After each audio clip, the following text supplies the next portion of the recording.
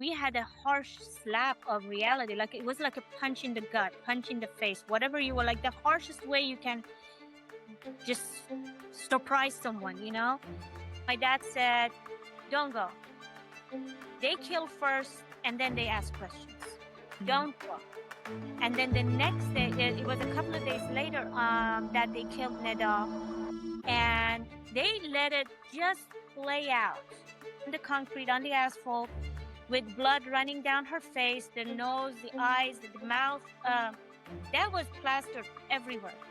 And that was intentional. So they wanted to send this message that we do not hold back. We don't care.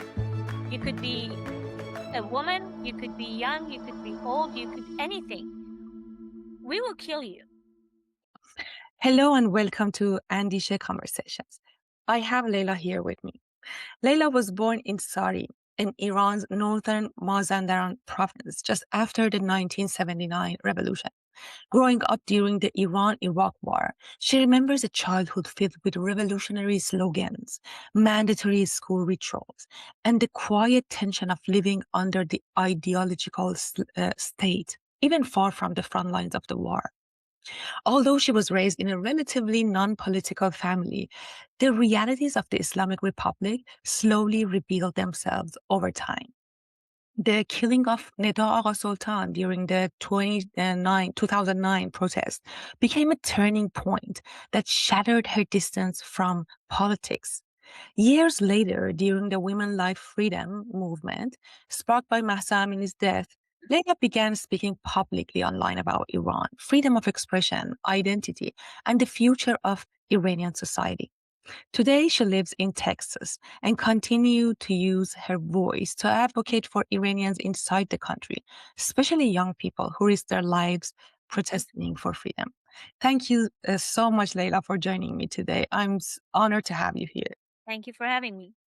Of course. So, can you introduce yourself and tell me a little bit about where you grew up in Iran? How was the environment where you grew up? Well, just like you said, I grew up in north of Iran by the Caspian Sea, probably the safest, securest place in Iran throughout history. And that was my childhood. I was born about a few months after the revolution, and we were far from war. War was just news for us on TV, and especially in the beginning. And gradually, it did seep into our lives. It came in the shape of people that we could see driving with like loaded cars, like cars loaded with their own whole life, whatever they could carry with them. My dad used to bring them home to just sleep a night and then be off on their way wherever they wanted to go, just, give them shelter for a night or two. And then eventually my dad was called to go and have a 2-week training just in case they were needed to go to be sent to the front line, which really gave a lot of anxiety to my mother. And Sorry, yes, can I interrupt you here? Was that his choice or was it mandatory? now it was mandatory. It was like they called, they say like, okay, men at this age right now, they need to be ready. We might call you. So they went and they had that 2-week training. And I want to go back to the people that your dad would invite home. They were running away from the war, from like they were close to the front line, right? Yes, they were people Mm. from south of Iran, Abadan, Khuzestan, Bushehr, where it was heavily, heavily under attack. Like this was the front line. This was like these cities basically was almost level to the ground. There were neighborhoods that were like completely level to the ground after the war, and you can still see the destruction there. They have not repaired those. They did not build back up for those people. The richest provinces in Iran, where all the oil and gas is, and yeah, those were people from there, and they were just packed up whatever they could, and they moved. And eventually, some of them ended up in our provinces. And if you remember, there was that brilliant movie Bashu, The Little Stranger, by Bahram Beyzai. That was about that. There was this little kid from south of Iran who ends up in north of Iran just by himself, and the local people, taking care of him, like the I challenges. haven't watched that movie. Is Bashu? Bashu, I'm yeah, gonna put some information of this movie on yes, the podcast. yes, Interesting. I would yes. love to see that. It's a brilliant movie. It's a so basically they just decided to move somewhere else, find job, and move their whole Yeah, family to another yeah, city because of it was not livable, right? yes, yes. Like constant bombing, foot soldiers, just in that area, like Iraqi foot soldiers occupying the area. And yeah, It's very interesting, this part of the culture that your dad would, and I know this because I'm coming from the same culture, but inviting strangers, random mhm, people to your yes, home, it's yes, not something yeah. weird in our Well, society. it's a very high trust society. At least it used to be. I don't know. I'm not very sure right now. But it was right after the revolution. People were still, especially north of Iran, like it's prosperous. It's it's both industrial and agriculturally affluent. So people have always been, even back in the history when there was famine everywhere, because we live by the sea and it's very uh humid. It rains a lot. We get a lot of rain. We always had food to eat. So there isn't that culture of surviving does not exist. Like it's not as harsh as it is in other areas. So we were always very open to having people and taking care of other people. With now, after 47 years of this regime and all the poverty that people are facing, I don't know how much of that culture still exists, Mhm. but letting some total stranger, I mean, like they were not just male, they were families, women, children. So yeah, you can trust them more. But still, having total strangers under your roof, I don't know if people are very open to that these days. But back then, it wasn't just my dad, everybody was doing it. Following some of the influencers on social media that go to exotic places and they Mhm. actually go to Iran and travel to Iran, following them sometimes and looking at their videos, it looks like to me that this culture is still there and it does Yes. exist still.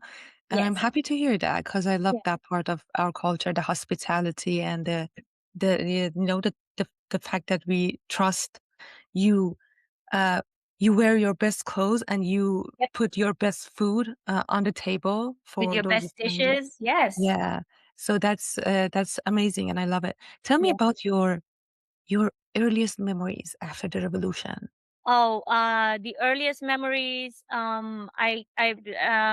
school. So, I was born in 1980, and I didn't go to school until 1987, because we used to go to school at age 7. And the moment I started to read, I was reading slogans off the walls. And driving around the city, there were just slogans all over the city on all any wall surface that you could see. There was no advertising back then. It was just like everything was billboards for the government. And the slogans were just like, just of course, down to USA, down to America, down to Israel, neither east nor the west, only the Islamic Republic. And it's always Islamic Republic. It's not Iran. It's always the Islamic Republic. That's what they are advocating for. And the slogans at school, at when we were lining up to go into our classes, because it's not like, oh, you here it's just so beautiful. I take my daughter to school every day, and we're just holding hands. We go all the way to her classroom, and I just give her to the charge of her teacher. Over there, we will, either you walk to school or your parents take you to school, but they will let you go at the door. Before they let you go into the classroom, you have to make lines. Each class makes their own line. So if you have like three first grades, there are three first grade lines, and somebody would recite Quran, and there would be prayers for the health of our leaders and stuff, just like North Korea. Now you see stuff from North Korea, it's just like that. And then there's like chanting and slogans, death to America, death to Israel, and stuff like that. And this was school on a normal day, every day. And yeah, Yeah, I remember those days too. I'm sure Um, you do. and then we had no idea what we were saying, No, no, no. And then you try to shout louder, because you thought like because it they was a make you. competition. It Yeah, was a competition, and you thought it was funny, and you would do it. But now you look back, and that's how they get you. That's how it's the indoctrination starts at a very early age. it They was are not doing. successful though. It looks like. Yes, but I think they got smarter now, because back then it was by force. Everything was dark. All our clothing were dark. My first school uniform, was this dress uniform and pants, and the dress was about like an inch under my mom went as short as she could, like for everything. For the headscarf was like up to here, because she didn't want me to wear the long ones. So she was trimming everything as short as she could, to give me like room to breathe and to play and everything. So mine was like about an inch under the knees. And but now the dresses and the uniforms are colorful. They were pink, they were blue, light blue, baby blue, they were purple, all those crimson, reds. And back then there were three colors. Um Gray, which was mine, navy, and brown. They wouldn't even, like, for the little ones, they wouldn't even let you wear black. Even at high school, they wouldn't let you wear black, because black was the manteau, the dress that you would wear outside, on the street, so it could be more decorated and more like fashionable. So black was more fashionable color, like, imagine that. And they wouldn't allow you to wear black. I remember at high school, they were, even at middle school, like junior high, they had people like, and they were like girls our own age, and they were standing outside, inside the school, like the moment you set foot in the school, like about maybe 30 feet, and you had to go through these kids. And they were looking at your shoes, what color shoes you were wearing, which were you were not allowed to wear any bright colors. So it were, again, brown or black or gray, maybe. And they would even look at your socks. You're not allowed to wear white socks. So we had accidents, because, like, in winter when you go home, it's dark, and most of us walked to school because the schools were walking distance, but you had to cross the street.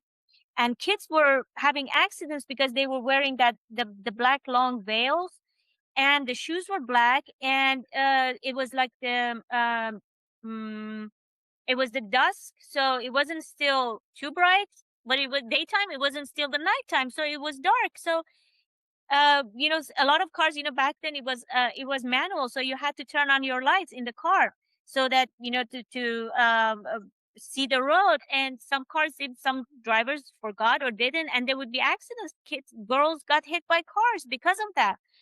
And it sounds ridiculous, but it happened. Like, they would even look at your socks to make sure you're not wearing white. They would look inside your bags to see if you have any makeups with you, or like pencils, like lipsticks.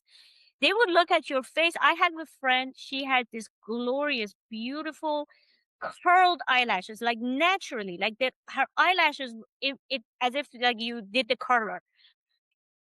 Final exams in June, this woman, she came and stood on top of her and said, "You are not, you cannot continue your exam. You have to come to the office with me." They took her to the office. They said, "You curled your eyelashes." She said, "This is my eyelashes. I did not touch them. Here's my picture." "No, even when you were taking the picture, you curled your eyelashes." They called her dad. He came, and then he said, "No, this is how she is. That's my daughter." Leila, the fact that I have the same experience with one of my friends in high school, Yeah. um, it's devastating for me even. Hmm. She had very beautiful natural eyelashes, and they told her that she put mascara on. Mascara, yeah, So I remember her face. It makes me cry. yeah, Crying while washing her eyes yeah, because they wouldn't believe her that she doesn't yeah, have mascara. So yeah, she was washing her eyes and she was crying and she was yeah, swearing that I don't have any mascara. yeah, And finally, after like 1 hour of crying and washing her eyes, they let her go. yeah. And the fact that this Probably they happened to thought like it was waterproof, that's why it wasn't coming off, right? And they made her wash even longer. yeah, then the fact that I was from another city, I was not in north, I was in northeast of Iran, Mhm. Mashhad, and I have the similar Same experiences as experience. you. It shows like these are little traumas that happen not only to her but to Yeah. us. Yes, And I think I'm a few years younger than you. So at my time, because everybody fights for like there are still some girls who wear white and yes, people like they expel them from school yeah, and this is how they fight. yeah. So when We I went did. to We I did. Like I we were like remember. we found like the smallest thing to challenge the authority, you know? We would do the smaller, just like I told you, like my mom, like she would, make my skirt, my dresses, uniforms as short as they would not, they would just say, "Okay, it's acceptable. This is acceptable." We would fight. When it was time to get out of the school, you would like put your hair out a little bit. Now if you see girls not putting scarves on, it's because we start like instead of having that closed, that diamond shaped face, we dared to have our scarves here, like have this little in the front out and showing. That's how, that inch by inch, we made Inch that progress. he Yeah. fought It and took us then 47 years. when I went to school, we could wear like nobody would check our socks anymore. Oh, But yeah. then we were not allowed to wear any other kind of pants. For example, if you had jeans, they would Hmm. Yeah. won't let you in school. Like Yeah. so, the rules would become every 5 6 years Yes. loose a little Loosen one, up a little bit. as you said, inch by inch Yeah. looser by just girls fighting for it and just getting paying the price, Yeah. getting expelled from this school or like in for 1 week or generally. Well, just paying the price is not just you get expelled from school. There are a lot of families that are more strict and very, the honor culture is strong in a lot of areas, even like in north of Iran where I live, and it's more secular, it's more relaxed culture. Still, there are a lot of families who are more religious, and if they hear that their daughter is, having this kind of challenging authority at school, trying to loosen up her scarf a little bit, she's going to be punished at home. She's going to, get a smack, by her dad, or we tell them that, okay, you know what? How old are you? I'm 16. That's enough schooling for you. You're going to get married. The first person who comes ask for your hand, we're going to let them have you. Because we cannot And control you anymore. yeah, These we are can't we the can't yes, we can't put you in that, keep you in that frame anymore. So, yeah, you have to go. Now you're your husband's responsibility. And what you said about jeans, back in the early 80s, jeans were just like the sign of imperialism. This was like USA written all over it. And boys, like Andisha, we are talking about girls, but you need we need to understand that boys went through all of that too. They were like these, now we have those, what do you call it, the modesty police or something, that's how they translated it. Back then it was called the committee and comité. And Mhm. these were ruthless. These were like ultra orthodox strict forces. And they would, like, I remember we were coming back from visiting my grandmother, and they stopped us in the street at the checkpoint, because there beginning there was checkpoints everywhere. They stopped us at the checkpoint and they searched our car, and then finally they let us go, and they said, "Oh, we had reports that you had a video player, like a VHS player, in your car." It was forbidden, girl. It was forbidden. And about the boys I was telling you, they would get beaten up on the streets for wearing like short sleeves. T-shirts, just t-shirts or short sleeve shirts. They would get beaten up. Hmm. It was bad. It was bad. It's not bad just for, I mean, it was harsher for girls because, you had to cover up and this was mandatory. At least boys didn't have to wear that. But then they had to go to the, what do you call it?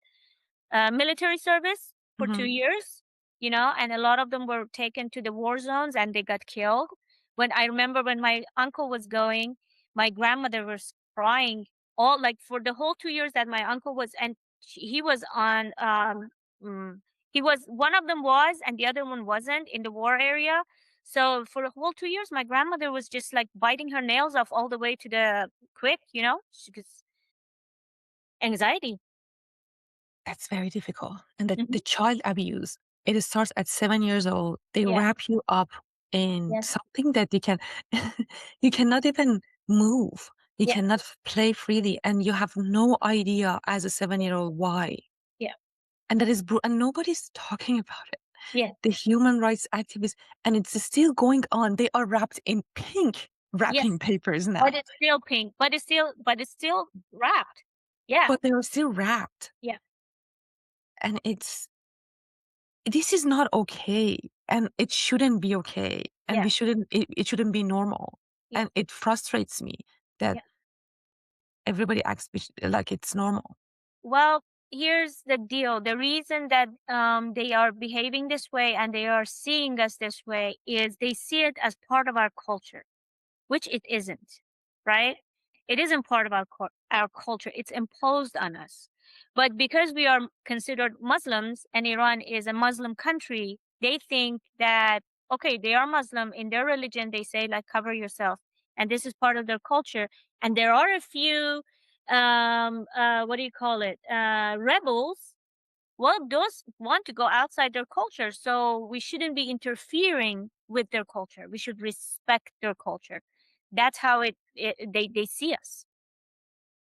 Now that we talk about this, Mhm. and I know you and many families that are not religious Yeah, are, as kids and grown-ups, adults, we live two lives, a yeah, contradictory of what is imposed on us yeah, by the government and how we should appear in public or how we should talk in public, yeah. and then what goes on in our private homes and in our families.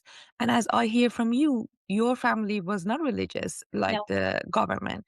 yeah. Tell me a little bit about that conflict as a child and even when you grew up. Well, like you said, my family were not religious. I don't remember my dad ever saying prayers, namaz. Never, I never seen him fast in Ramadan. Never. And he had this excuse. He would say like, "Yeah, if I fast, I'm gonna have nosebleeds." I don't know when it happened. Even happened once, maybe when he was 5 years old. So he used that excuse forever. Never even fast one day in his life. My mom, she comes from more traditional religious families, the ones that just cover by habit, but not like cover like this. Just like, the scarf is always there because, again, we are north of Iran. So, what you need to understand about our regions is because traditionally it's agricultural society. So, men and women always worked side by side, and so if you're like in Tehran, 200 years ago, women were always at home. They were always covered. If they had to go out, they would go out with an elder woman or with a male. In Mazandar, or in any working society, in any working regions, be it herding, be it agriculture, you did not have that because you cannot survive if you kept your women inside and say, okay, yeah, you stay here and I'm going to go. No, you had to work side by side. So that's why you see, like in Ashire, in the tribes, women are always beautifully dressed, colorful and everything. Even the hair is still out. And it was a more relaxed look at the religion, right? And it was more like, again, it was the culture. It was not the religion that would make you to cover. And so this that kind of covering, I don't consider it more a very religious. type because they are open to a lot of things, sending their kids to school, sending their daughters to school, allowing them to follow and go pursue their dreams and stuff. So my mom is from that kind of family. My dad's family, after the revolution, they turned like zealous, except for my dad. And so that double life that we have, Iranians, all of us, we led double lives because outside you had to follow these strictures that was imposed on you, and within your walls, the walls of your house, you could do what you wanted. But from a very early age, you learned to keep shut. You know, you don't talk about what you do at home in school. And you learn that at a very early age because you will see the consequences very, very quickly. You blab something about, oh, I watched The Little Mermaid, you know? What is The Little Mermaid? Oh, it's a cartoon, it's a video cartoon. And then the news goes up, gets to the principal. The principal calls your mother, what's going on? And then your mother has to make up a lie. Oh, we went to a relative's house and they had the video and stuff, and that's where they watched it. So you learn very early age not to talk about what you do inside the house to other people that might not have come from the same background. So that was the double standard, the double life that we had in Iran.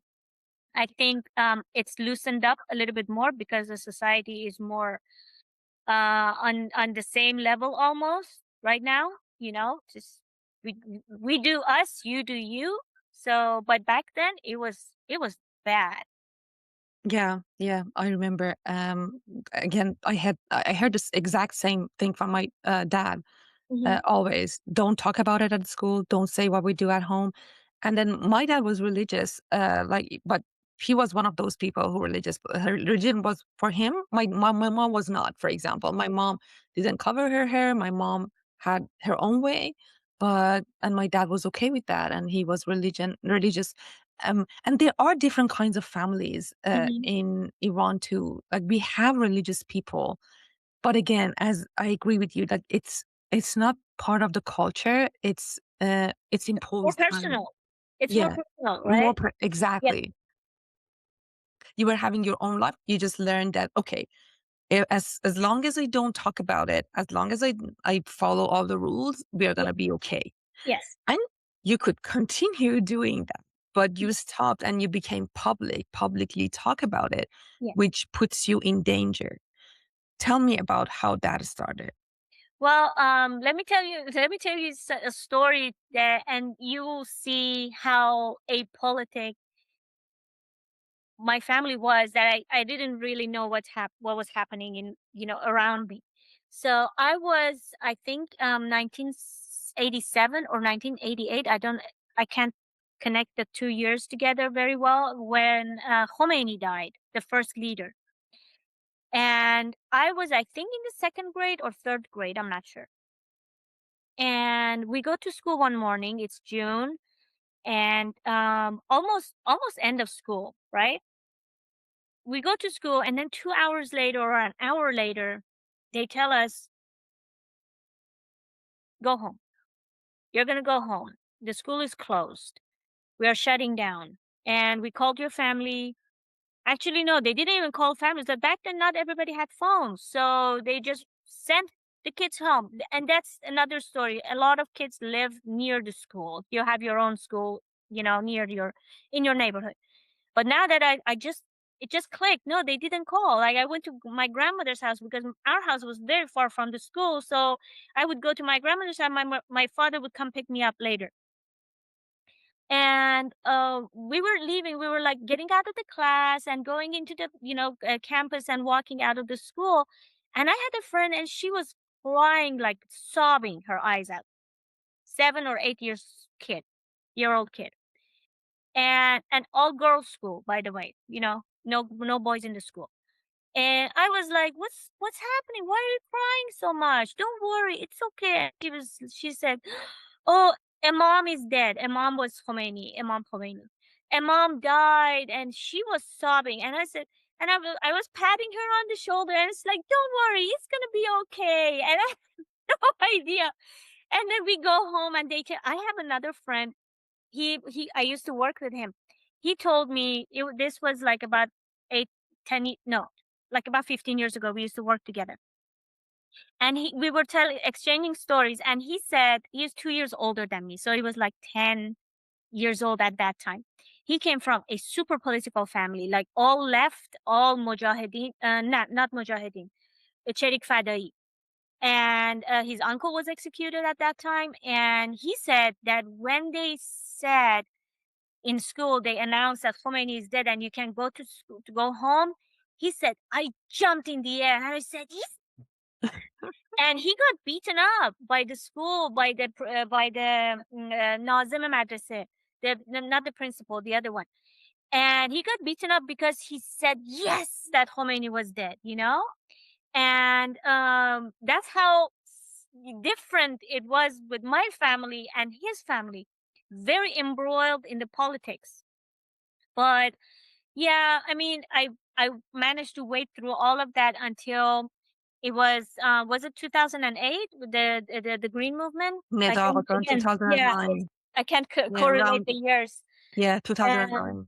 yeah, and it was so what was really it was I can't say it was an awakening. I can say it was a rude awakening because we didn't just it just our eyes just didn't open. We had a harsh slap of reality. Like it was like a punch in the gut, punch in the face, whatever you were like the harshest way you can just surprise someone, you know? Because it was right after the election and we thought that we voted for the moderate guy and we wanted the reform and we wanted to change things and we took to the streets. I went there too. Actually, that was it? I don't know. Yeah, yeah. I went the first night. I went out there too, and in my hometown, I went. The years are just mingling up.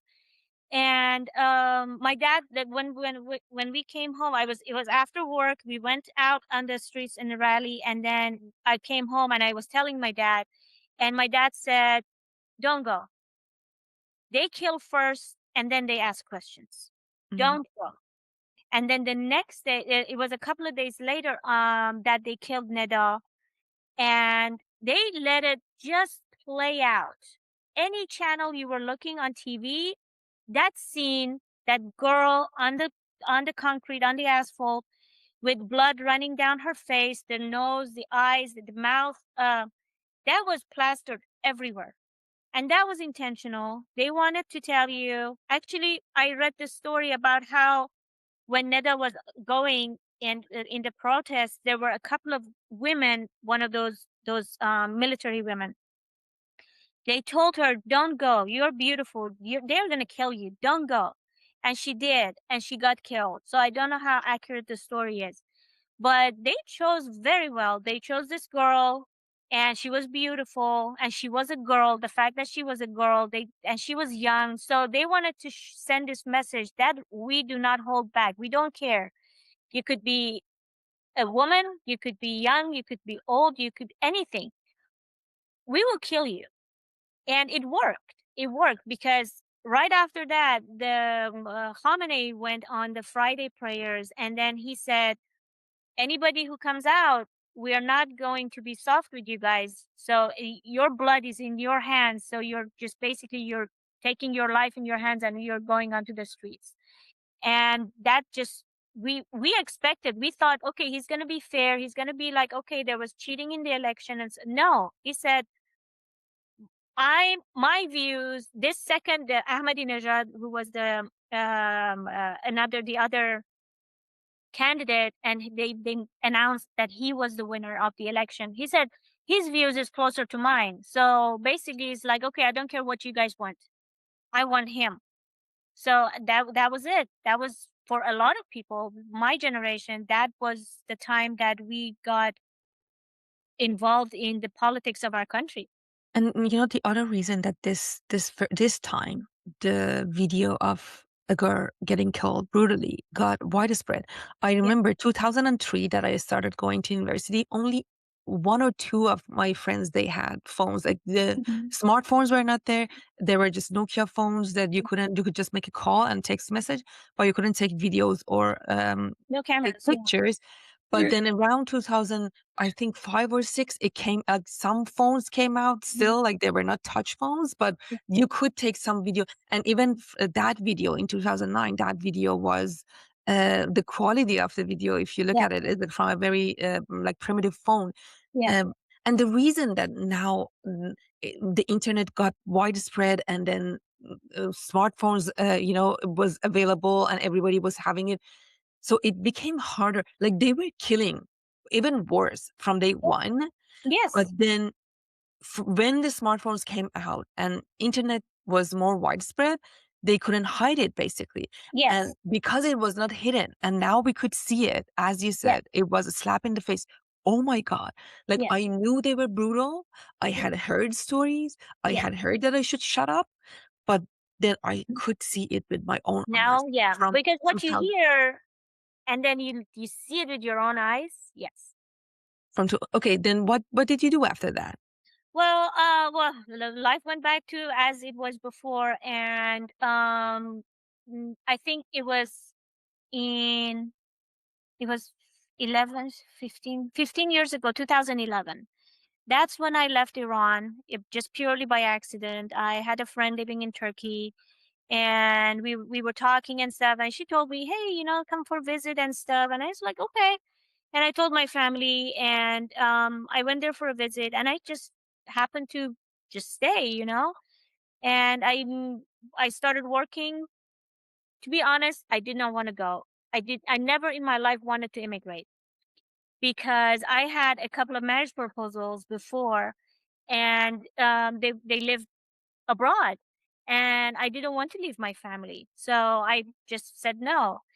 And in 2011, when I went to Turkey, I went to Istanbul, and I wanted to learn Turkish. So I go to this school, in a language school, and I ask, do you have any Turkish language, Turkish classes? And he said, no, we have English, German, French. And I said, oh, I'm a teacher back in Iran. I'm here for a couple of months. So if you want, I can be a teacher here. And they said, okay.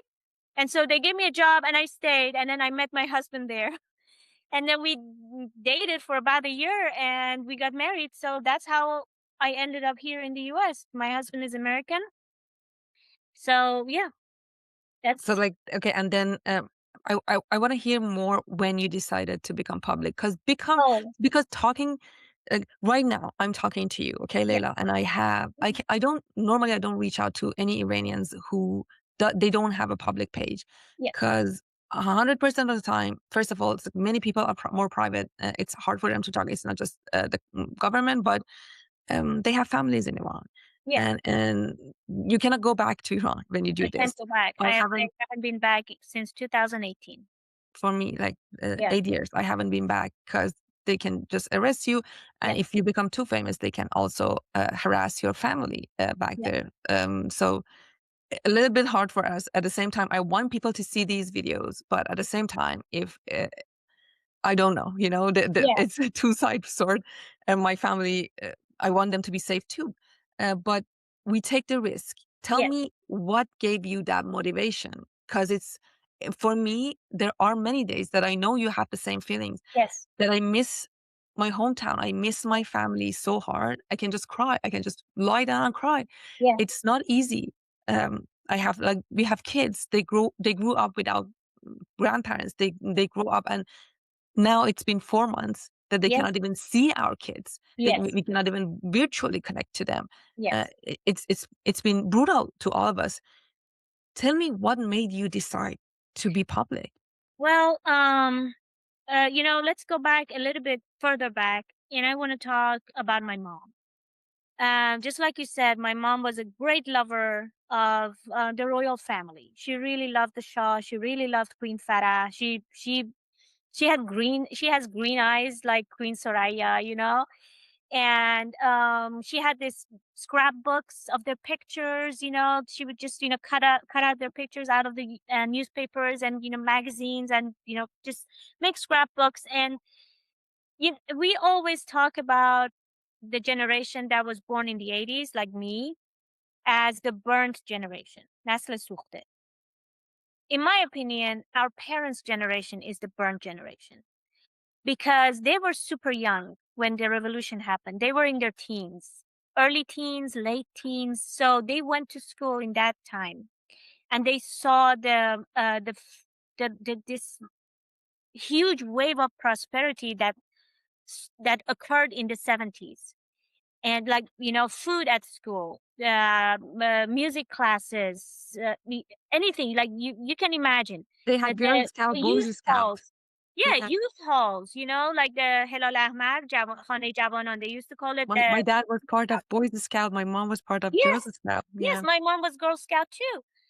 And suddenly, after the revolution, all of that goes away. All of that goes away. There is no art for a few years. There is no art, no theater, no movie theaters. Like the first movie I remember they took me to from school was there was this movie. It was called The Key, and there was this just dismal movie. Never mind. Anyway, so my mom, what I remember from her, she was like, we talking about people who us breaking the laws inch by inch, making progress inch by inch. I do not remember my mom ever wearing black.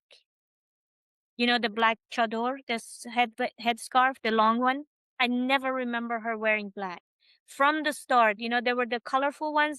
I remember in Mashhadi women, they used to wear those. I remember specifically. And Azari women at home, they used to wear those colorful, beautiful. So she always had those scarves made for her. And she always wore high heels and she always had nail polish on her nails. And her favorite was red. And my father's side that were like become religious after the revolution, they were always on her, said like, oh yeah, you shouldn't be doing this, stuff like that. And my mom had this blue high heel shoes. It was this, I don't know what, you remember those pencils? They were like medade fili, that they had this very specific kind of, it's blue grayish. It was just elegant color. And it has those little pin heels that they made that sound, that very distinct, like metal, tips. And I mean, like, she was a beautiful woman. She still is. And when I think about what she went through, I remember when I was a kid, because we lived in north of Iran. It's close to Azerbaijan and Russia, and that north countries. Now they, back then it was Soviet Union, and now it's just this states. And we used to get their channels, the TV channels. So because you had analog TV antennas, so if you played with it a little bit and turned it around, you could get those channels. And I remember they had these ballet performances and dances on, like, the ones on stage. They're like 30, 40, 50 ballerinas dancing, male and female, and they were like, I don't know, Swan's Lake, Tchaikovsky, I don't know, whatever. And they were playing for hours, like 3 hours, 4 hours. And our TV was on and it was playing this. To me, it was boring because, I'm a kid, I want to watch cartoons, but this was playing in the background. And now that I think about it, that was I wrote a post about it in my Instagram, one of the few text posts that I have. The other ones are all videos. That was her only window to what she had lost. That was Uh, the only way she could see beauty on TV. Think about it. When I think about it, I'm like, I was born into it. So I was used to it. Anything back from then, from when the day I was born until now, anything is an improvement for mhm. her. She went from good into shit, you know? So that's how now all these years, my mom has been very politically aware. So remember in the 90s, was it early 2000 when Khatami was the president? Mhm. He was elected. The day they announced that Khatami was our president, my mom said, "This son of a bitch guaranteed the regime for another 20 years." I did not hear that from anybody. He is smart. Yes. And then, so when I left Iran, my mom was always talking to me about what happened in the two or three times that they massacred people in November in Alban. Mhm. She was telling me, she was like, they've been murdering people. They murdered thousands of people in Mashhad, Nezarhay Mashhad. And Mhm. I wasn't getting any news, and I was like, I don't think it's as bad as you're saying. And she was like, oh no, it's worse than what I'm telling you. So she kept telling me all of this, and honestly, it did not, you Click. know, it didn't wake me up until what happened with Mahsa Amini, and not just by what happened to Mahsa herself, but when people took to the streets and all these kids got killed one by one, one by one. Sadina, Nika, Hamid Reza, Majid Reza, Mohsen Shekhari.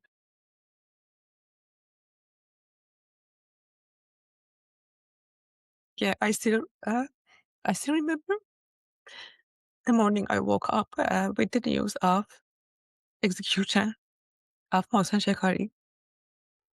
Saw the video Uh, of I saw the of video family. of his family, and I said it was the morning. I couldn't work. I said I have to go for a walk. I just went out, and the contradiction that I was living in. I was in Canada. Life was going on. Everyone was living their lives. Nobody knew what was going on inside me. I was my head was down and I was crying. It is very difficult to wake up every morning with the news of young people getting killed in your own country. Yes, And yes, the the pain is so much, but as a result, I hear you that the push for being active to defend those people um, becomes harder. The pain m- makes me stronger to be able to do this. yeah. It's like you can't go back. You can't stop. You know, I told myself, like, when I heard the story of Nika Shakarami, I had so much pain in me. I had it was too much. But I told myself, this is the first time actually I'm crying over this all of these atrocities that happened, because I promised myself, I said I'm not gonna cry. I did cry a couple of times when the some of the songs came out. The one that I think it was Mehdi Yarahi was Safar Chera Bemano Pas Begir, that Oh song. my And God. I was listening to that song in the car, and it was right at the peak of Mahsa movement and revolution.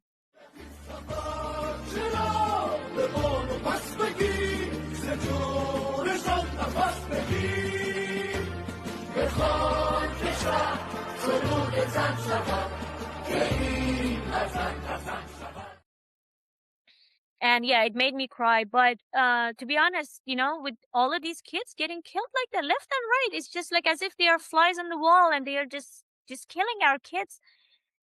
There is no accountability. Nobody is answerable. Nobody, and they gloat and glee about killing us. And that's not just from the people that are in power. It's their supporters. They they make fun of us. They make fun of our pain. They make fun of our this this burn, this thing that's inside of us, our heartache. They make fun of it. They make fun of our mourning. They hate us. They hate us. They don't. And I, to me, I hate them. I'm not a big person. I'm not a big person. I'm not a forgiving person. I hate these people with a passion. I want them to be accountable. Once we got past this, I want them to answer. That's me. You want to call me, I'm vengeful, whatever. But if you were not with my people, be it foreign, be it native, if you are not with us, if you don't have the humanity in you to feel the pain that's pushing us forward, that prevents us from going back to our normal lives.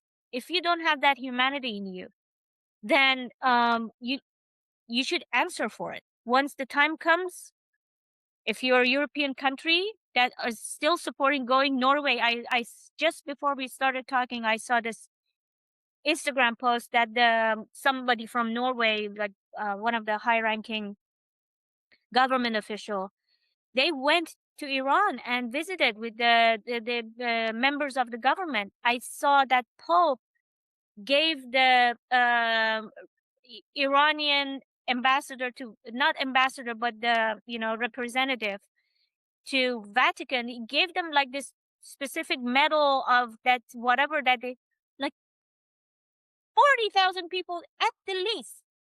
40,000 people were killed. These people are murderers. They don't even try to justify killing us. They just kill us. And you give them a medal. For what? Leila, this is a really great point at our talk, but I want to ask you one question and tell me what you feel, because we got into the more feeling Mhm. part. Are you hopeful that you will see them gone and you will see justice in your lifetime?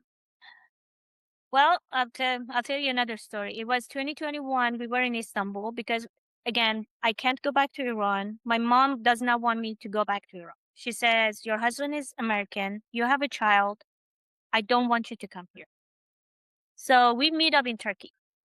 And I was talking to my dad, and my dad was saying, "Yeah, these people, they're gone, man. They won't last another 5 years, and that's 2021." And I said, "I see another 15 years because I don't think anything great and large is going to happen to topple them down." And things move faster than I was hoping for. And my dad was actually, he was very upset. He was like, "Really? You really think so?" Like, he was very disappointed. But things moved faster than I thought. And I'm hoping that it would happen. Reason it's going faster is because of the massacre that the government did in Oh, Iran. the massacre that they They did. shot themselves in the foot. They never thought that this would happen. They never thought that Iranian in the diaspora would take up the mantle. We picked up the flag, and we are not putting down the flag. No, we are not. We are not But putting down. but So even they even never even thought, because they always said, "Oh, if you live out of Iran, well, just live your lives." And they, to the people inside of Iran, they said, "Oh, you're not happy, you don't like it? Leave. Leave the country. If you don't want to live the way we want you to live, leave the country." And we did. I mean, I accidentally, but a lot of, like, there was a huge immigration of Iranians, but these are smart people. These are educated. We are not refugees. We are immigrants. And we immigrated by merit because we had something to offer to our host countries, right? But they thought once these people leave the country, they just want to live a quiet life, a peaceful life, so they don't want to get involved. And their families are back in Iran, so they'll be scared, just like what you said. So it's never going to happen. And they never thought that we would have such strong, just, I can't even call it ties, because it's not just about the people, it's about the country. We love our country. The name Iran has meaning to us. It's not just somewhere that we were born. We don't, we want to go back home. If things change, I will go back home. My husband even wants to go with me. He wants to go back and live in Iran. We want to go back home. I promise you, if things get better in Iran, I would say 70% of Iranians would go back. Yeah.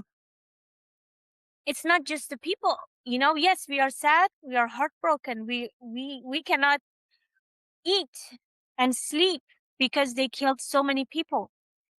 They we just burn. In Farsi we say dog, but I don't know. It doesn't. What is it in English that would I convey don't that think you can that find an word? It's just that equivalent. Yeah. it's like a third-degree burn on your chest and heart, and the pain never ceases. And all these families, it never goes away. But at the same time, we see. To me, Iran is a living thing. It's the country, my land, is a living thing. It is, in the mythology, the Mother Earth, they call her Gaia, and it's living. It's not just a planet, just spinning in this sky in the space. No, it has a soul. It's living. To me, Iran is living, and it's suffering, and it calls onto its children to end this suffering. And we have a historical responsibility to our country and to our children, because this is what we are going to leave for them once this generation dies, and the future generation inherits this from us. So we can give them, we can't leave nothing for our kids. It has to be something. We have to make it beautiful and great and wonderful as it was. This is so. I want to end it here, Leila. You are an amazing, beautiful soul, Thank you so and much. I Sorry. am so happy that I got the chance to have this conversation with you. Thank you. Me too. Although I have gone through many of those similar memories, um, talking to you is, um, I don't have a word for it. Has touched my heart, Oh, um, in a way that I cannot explain it. And I really appreciate you taking the time for this. Um, enlightening, um, many others that don't know these stories, and sharing your feelings, openly. It is, I truly appreciate it. It is very valuable. Thank you. thank you so much for giving me the opportunity.